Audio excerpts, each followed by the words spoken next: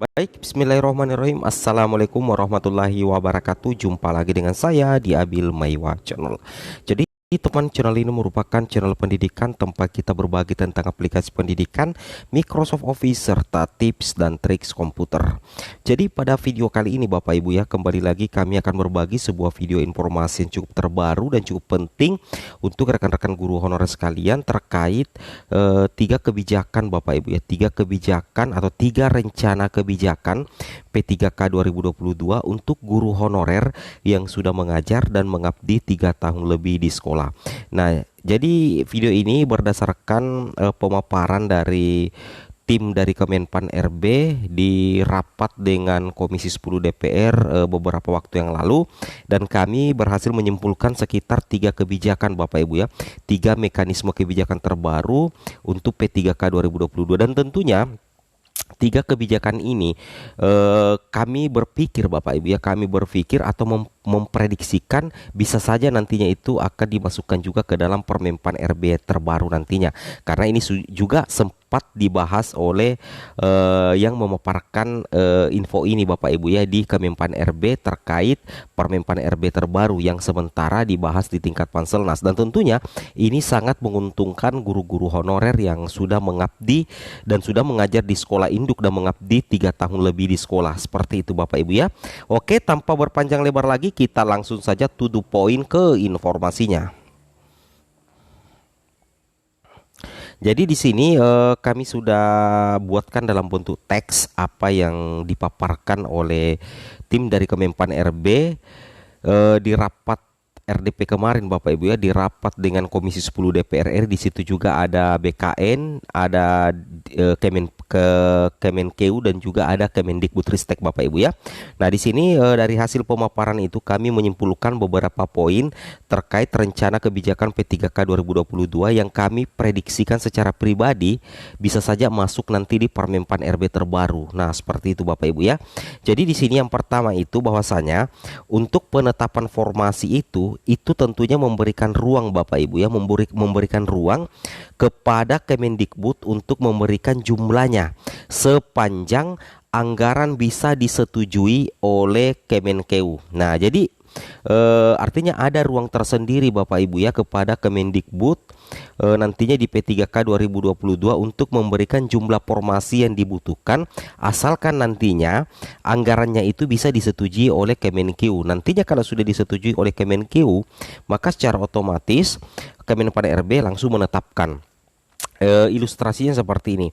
Misalkan Bapak Ibu ya, jika Pemda usulkan 10 ya, 10 formasi guru P3K di tahun 2022, tetapi Kemendikbudristek berdasarkan database itu butuhnya 100 guru atau 100 untuk formasi guru Bapak Ibu ya, maka di sini Kemenpan RB akan tetapkan 100 ya. Wow, luar biasa ya. Tentunya ini memberikan potensi besar ya bagi rekan-rekan guru honorer untuk lolos. Jadi Kemenpan RB akan tetapkan 100 karena anggaran sudah disiapkan. Seperti itu ya. Asalkan intinya begini, itu disetujui oleh Kemenkeu atau Kementerian Keuangan. Seperti itu Bapak Ibu ya.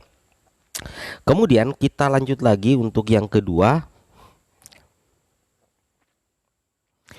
Yang kedua adalah di sini, ini yang penting sekali yang guru-guru honorer harus ketahui ya, membedakan proses seleksi guru honorer yang sudah mengabdi sekian tahun Bapak Ibu ya dengan rekrutan baru. Jadi nantinya akan ada pembeda Bapak Ibu ya, ada hal yang membedakan proses seleksi guru honorer yang sudah mengabdi sekian tahun dengan rekrutmen baru.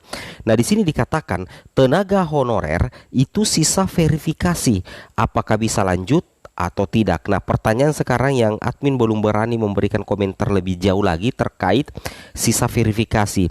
Apakah ini tanpa tes atau masih ada tesnya? Itu admin belum bisa memberikan jawabannya. Yang jelasnya yang admin tangkap bahwasanya tenaga honorer dalam hal ini guru honorer itu sisa verifikasi sesuai pemaparan Kemenpan RB. Apakah sisa verifikasinya itu tanpa tes atau bagaimana? Itu admin belum bisa menjawab. Nah, apakah bisa lanjut atau tidak?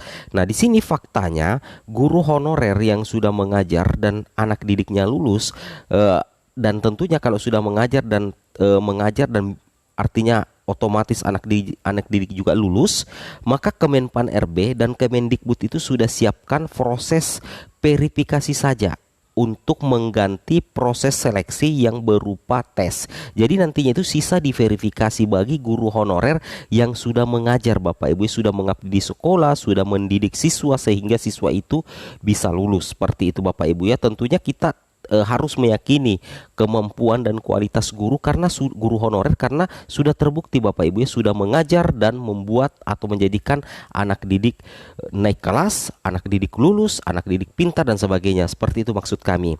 Jadi nantinya itu Kemenpan RB dan Kemendikbud itu sudah menyiapkan proses verifikasi saja untuk mengganti proses yang berupa tes yang sama seperti rekrutmen yang lain. Jadi nantinya hanya ada proses verifikasi, nantinya itu akan menggantikan proses seleksi berupa tes ya. Nah, namun di sini tentunya kita masih menunggu Permenpan RB yang baru karena ini pemaparan langsung dari tim Kemenpan RB bersama dengan BKN, Kemendikbud dengan Komisi 10 DPR. Ini kami tidak mengada-ngada karena kami rekam langsung apa yang dikatakan atau dipaparkan oleh Kemenpan RB. Seperti itu Bapak Ibu ya. Ini tentunya ya bisa jadi ya, mudah-mudahan saja itu istilahnya tanpa tes Bapak Ibu ya, mudah-mudahan saja untuk guru honorer yang sudah mengajar ya, apalagi yang sudah mengabdi lebih dari 3 tahun ke atas seperti itu. Nah kemudian kita lanjut lagi. Nah, di sini membedakan proses rekrutmen ya, membedakan proses rekrutmen guru yang sudah mengajar kalau tidak salah 3 tahun ke atas tinggal diverifikasi dan proses seleksinya akan dibedakan dengan rekrutmen baru. Ini lagi-lagi seperti itu Bapak Ibu ya. Nah, jadi guru yang sudah mengajar kalau tidak salah itu 3 tahun ke atas, ini dikatakan oleh Kemenpan RB itu sudah disepakati ya, kalau tidak salah disepakati dengan Kemendikbud, itu tinggal diverifikasi dan proses seleksinya nantinya akan dibedakan dengan guru rekrutmen yang baru.